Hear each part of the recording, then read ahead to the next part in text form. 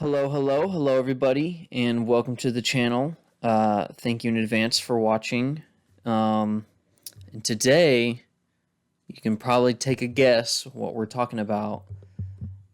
Today, we're talking about Avatar: The Way of Water, and specifically, its re-release on October 3rd. Unfortunately, it only played for about a week.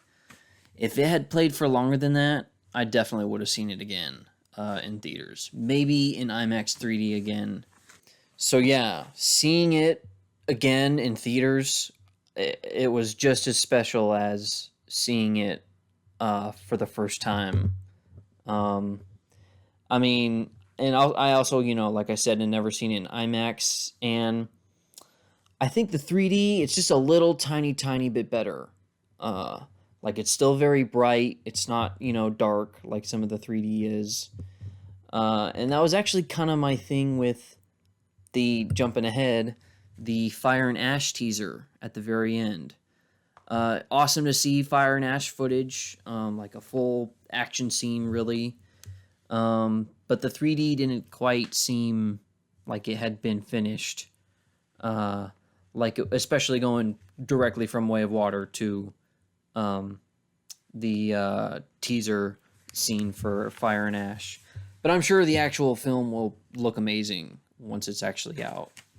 But circling back to Way of Water, I rounded up 4 of my friends to go see it.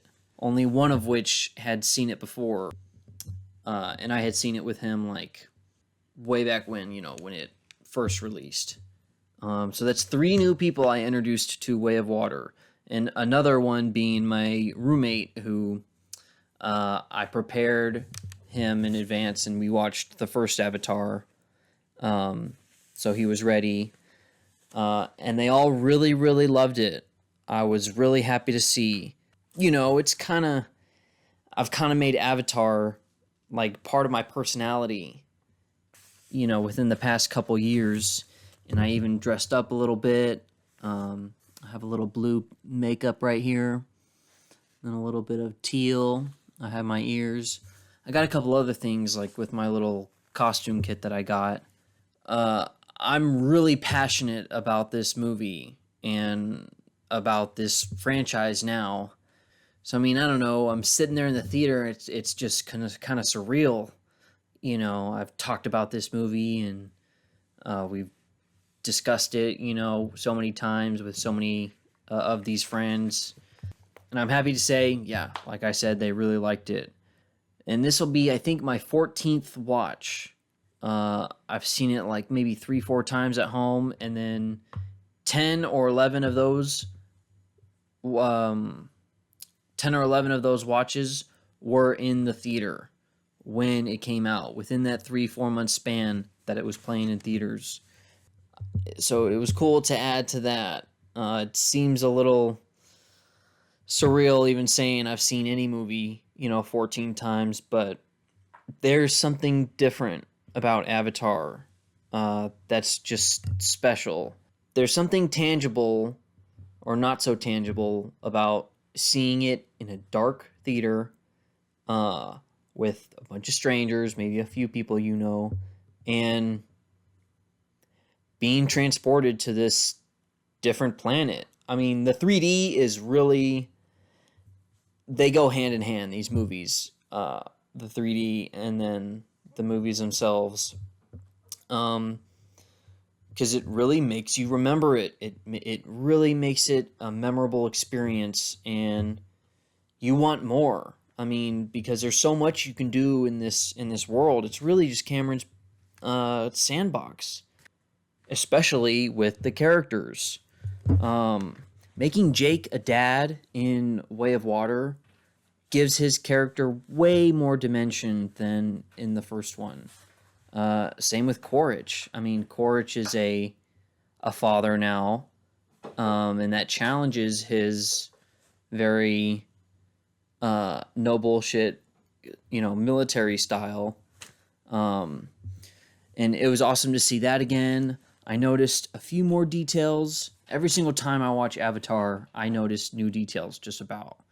It's one of the things that keeps me going back to it.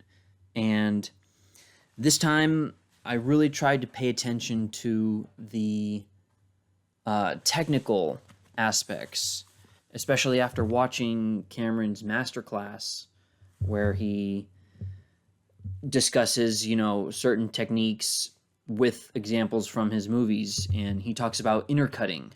When he's talking about Terminator, the first one, whenever all three of the characters meet, John Connor,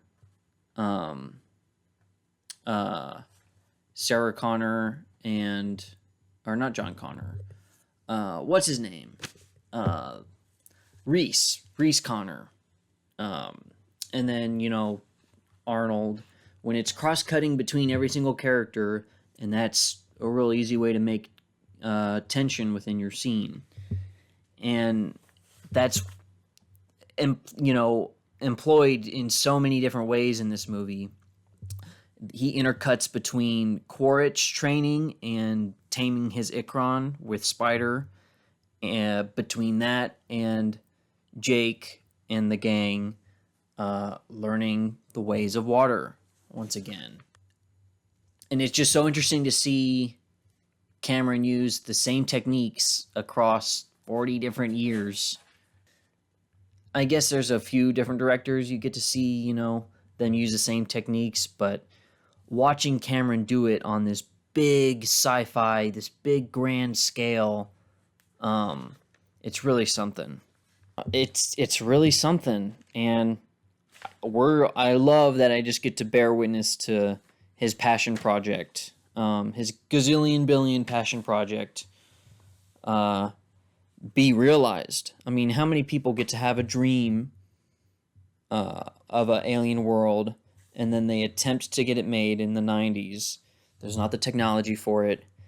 And then 10 years later, finally starting it. And then another 10 years later, releasing a sequel. It's really something.